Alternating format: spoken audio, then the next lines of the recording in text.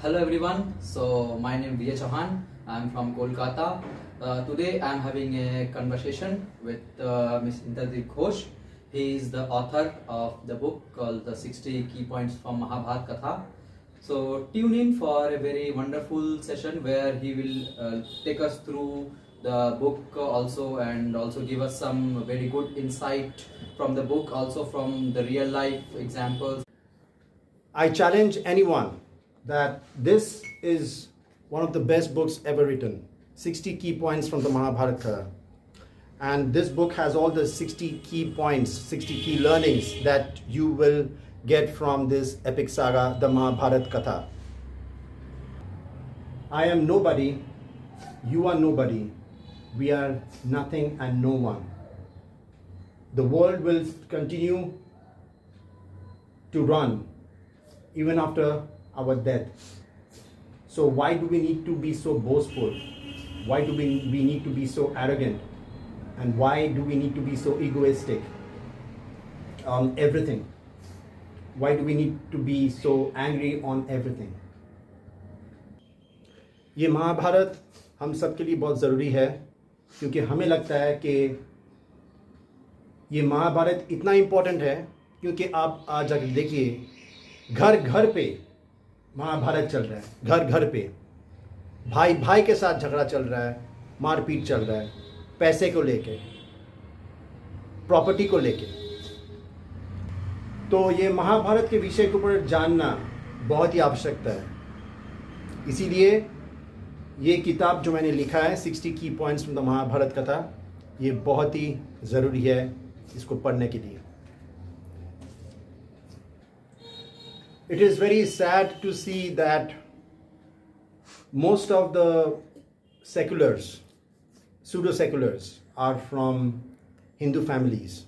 ज़्यादातर सेकुलर लोग हिंदुओं में पाया जाता है और ये सेकुलर लोग आज हिंदू के लिए सबसे बड़ा खतरा है क्योंकि ये सेकुलर लोग दूसरा जो रिलीजन है वो लोग के बारे में कुछ नहीं बोलता है लेकिन हिंदू को गाली देते रहता है और ये बहुत दुखजनक बात है। सेकुलर का मतलब क्या है कि हर धर्म को समान तरीके से सम्मान देना, आदर सम्मान देना, लेकिन यहाँ पे सिर्फ हिंदू को गाली दिया जाता है। It's very sad. आप जितना भी कोशिश कर लो लेकिन किस्मत से ज़्यादा और वक्त से पहले किसी को कुछ नहीं मिलता। कामयाबी आपको नहीं मिलेगा वक्त से पहले या किस्मत से ज़्यादा। तो सवाल ये है कि ये किस्मत और वक्त को कंट्रोल कौन कर रहा है? क्या आप कर रहे हैं, क्या मैं कर रहा हूँ, क्या प्रधानमंत्री कर रहा है या प्रेसिडेंट कर रहा है या कौन कर रहा है? ये ईश्वर कर रहा है।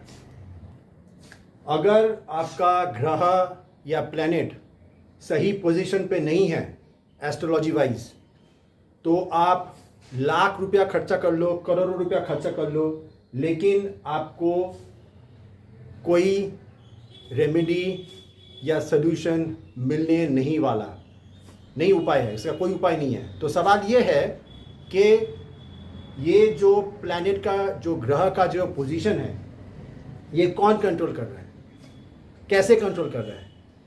क्या आप कंट्रोल कर रहे हैं, क्या मैं कंट्रोल कर रहा हूँ, क्या कोई एस्ट्रोलॉजर कंट्रोल कर रहा है? नहीं, ये ऊपर वाला, ये ईश्वर कंट्रोल कर रहा है। अगर आपको सही इंसान बनना है, अच्छा इंसान बनना है, अंदर से मजबूत अगर बनना है, तो आपको कठिनाई से गुजरना पड़ेगा,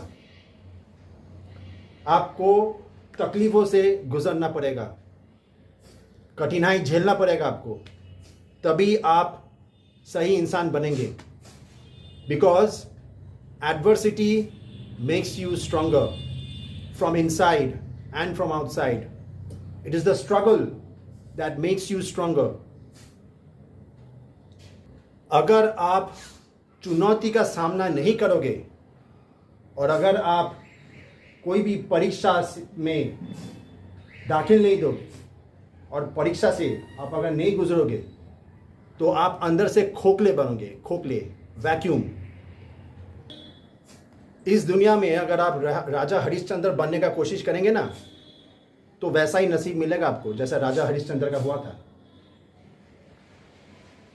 लेकिन आपको ये ध्यान में रखना पड़ेगा कि आप कोई इनोसेंट आदमी का, कोई भी अच्छा इंसान का, ये ध्यान रखो कि कोई भी मासूम इंसान को आप नुकसान में मत डालो।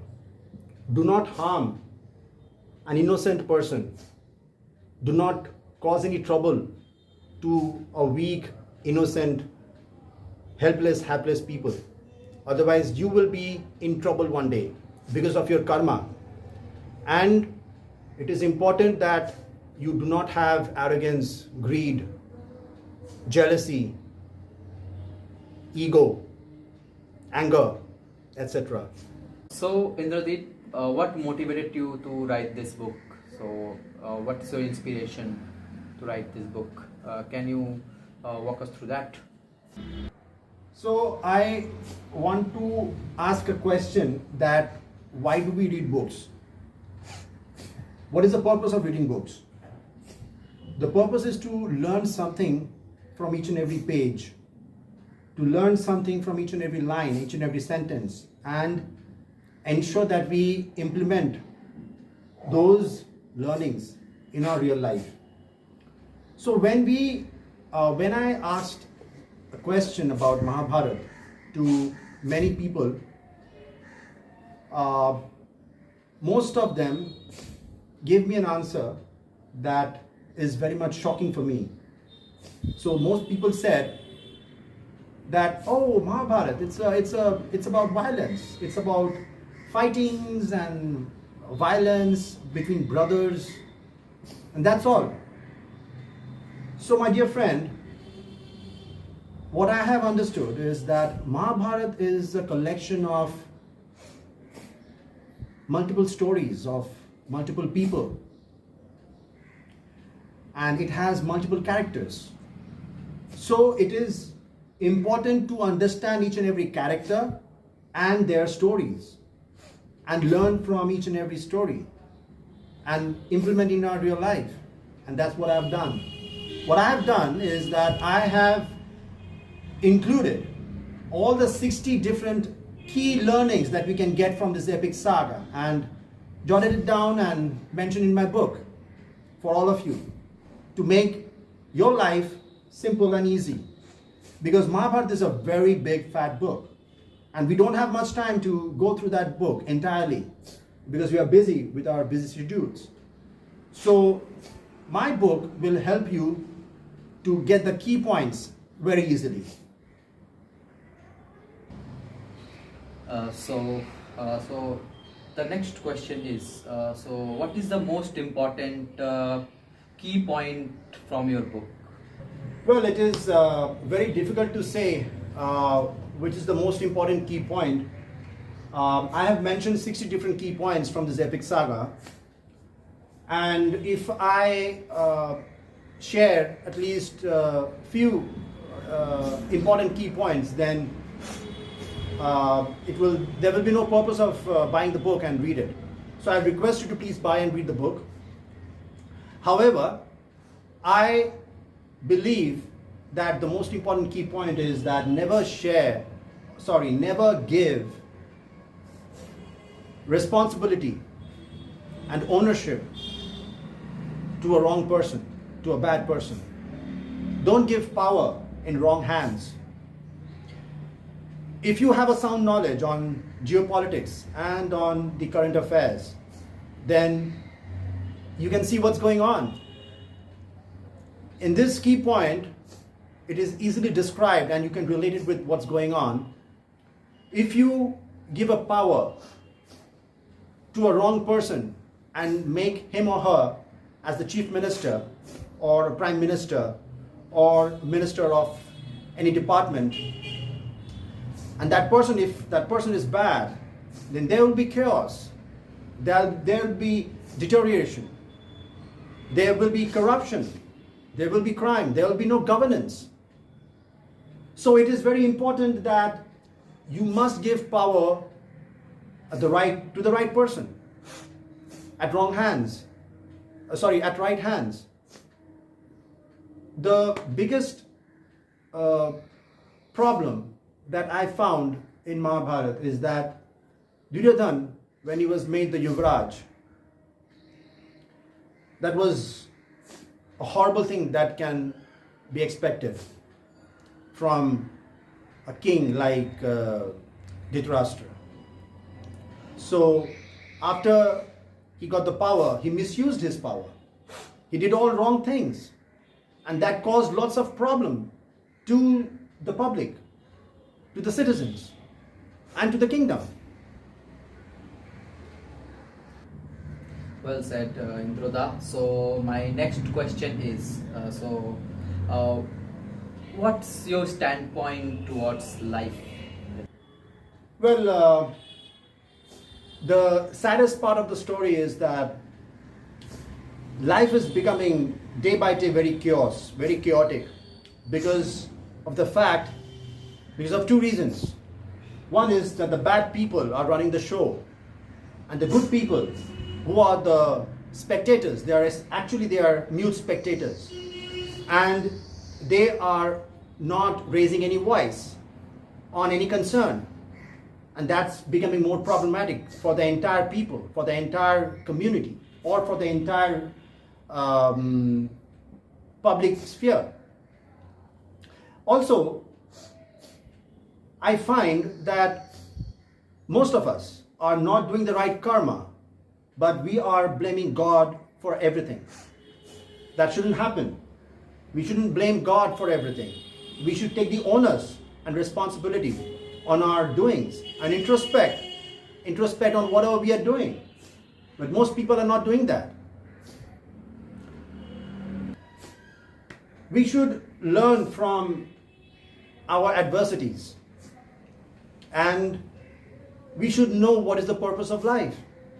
The purpose of life is not just about having fun every time and seeking pleasure, going out and having a nice meal outside, going to the restaurants and traveling and shopping. Well, that's not life. That's not the purpose of life. We need to focus on that. Also, at the same time, we need to understand that I am no one. You are nobody. We are nothing. We are no one. The world will continue to go on like this way even after our death. So why do we have to have this kind of attitude towards life? Why do we need to be so arrogant, egoistic, greedy, envious? That's too bad. And the saddest part is that whether you are an educated person or not, we spend 2 to 3 hours a day on scrolling vulgar reels, and we enjoy vulgar reels, idiotic reels on Facebook or YouTube, etc. But we don't spend time on books. That's so sad. Well, that was some very hard-hitting truth, I must say. Simple but very hard-hitting. So, according to your answer, I feel that many people are not being able to hold their horses. So, guys, horses means what I mean by the horses, because in Mahabharat, so when Krishna was imparting the Gita to Arjuna, so he told about senses, and the senses were represented as horses, because senses can go haywire, and horses also go, if you not keep them in leash, so they will go here and there. So that's what I mean. So okay, so to the next question. So Indradeep, who according to you is the most fascinating character in Mahabharata? According to you, who you think is the most fascinating character? So can you tell us about that? Well, I find that there are many characters from where you can learn a lot of things, but the most fascinating character I find is Mahatma Vidur. We all should be like Mahatma Vidur, but sad story is that most of us will fail to be like Mahatma Vidur, because the reason why we say Mahatma is because he was the boldest, he was the sharpest, he was the most intelligent, he was fearless, and he was so intelligent.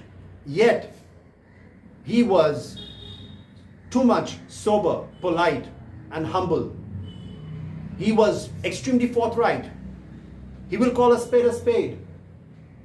And he was very much blunt to his own king with his sharp opinions. He never shied away. He spoke the truth, blunt truth, bitter truth, like Lord Krishna. That's why he's Mahatma Vidur. And that is where most of us will fail. Because in today's world, we are able to speak bluntly with our juniors. But we do not dare to speak straightforward with our seniors. Why? That shouldn't happen. Well, that's the most fascinating character for me. So as Indradeep, so I must say, so that was some unexpected answer, because most of the people, they will think of Lord Krishna, Arjuna, or you can say Karna and Bhishma Pitama. I don't think most will say, but Mahatma Vidur, yes. So it's very out of blue, but I think you are right, because guys, so Mahatma Vidur, he was born to a Dasi. Okay, so he was born to Dasi. He was actually brother of King Pandu and Dhritarashtra.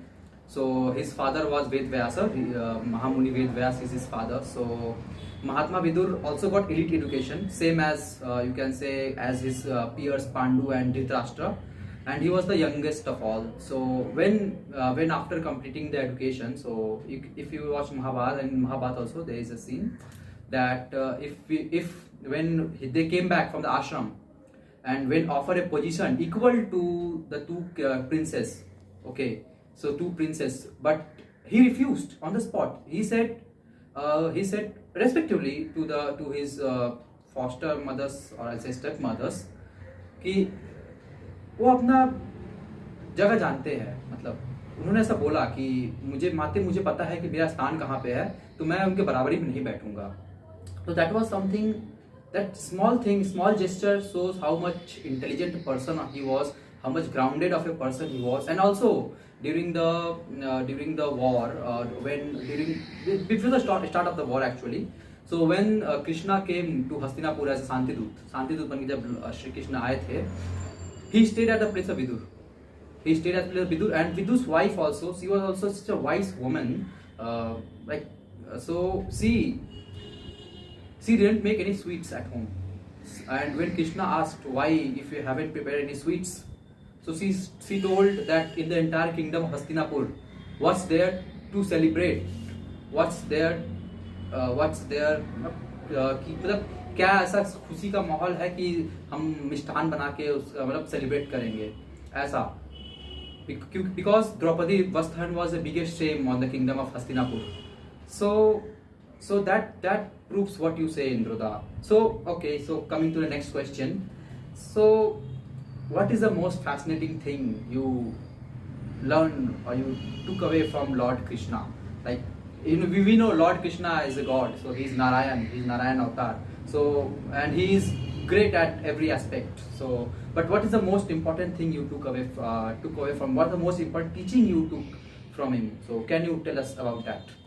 Well, there are many important key points that I've mentioned in my book about Lord Krishna, and I also follow Lord Krishna, and I made up a mind that whatever I do, whatever I say, behind my actions, I will always think like what Lord Krishna would do in my position. So I'll always think in that way, and I'll do that same thing. To know everything about Lord Krishna and the key points about Lord Krishna, I will request you to please buy my book. But the answer to your question is that I've mentioned in my book is that you are not obligated to make everyone happy. You need to do your job with righteousness. You need to do your karma lawfully with dharma. But there will be many people who will criticize you, who will make fun of you, who will feel bad about you, who will be annoyed. But you must go on. You must continue to do your job with righteousness. Many people will be unhappy, so that shouldn't bother you. That shouldn't bother you. That shouldn't bother any one of us. We should do our job with righteousness. That's what I've learned, the most important thing from Lord Krishna. Remember, my friend, Lord Krishna being a god, he was humiliated many times by the Kauravas. But he wasn't deprived. He continued to do his job. He continued to support the Pandavas. Arjun as well. And he participated in the Dharma Yudh, the Kurukshetra war, not as a fighter, but as a charioteer. So, you are not obligated to make everyone happy. If someone is unhappy about it, on you, so be it, doesn't matter. You must continue to go on.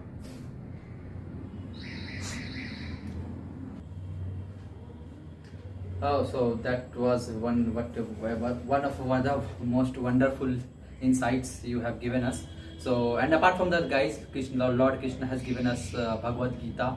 So do read the Bhagavad Gita also, because Bhagavad Gita, that book is, when I have read, I have a different meaning, and when my friend read, so he has a different meaning. So that book is something that you can, if you read it 10 times, you will get a 10 different meanings. So that one I want to add on your answer.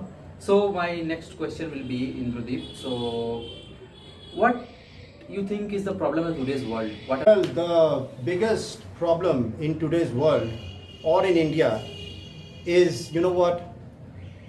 Most people will not be able to give the right answer. The right answer is population outburst. जनसंख्या विस्फोट. आज जनसंख्या विस्फोट ये पूरा देश को खोखला करके रख दे रहा है.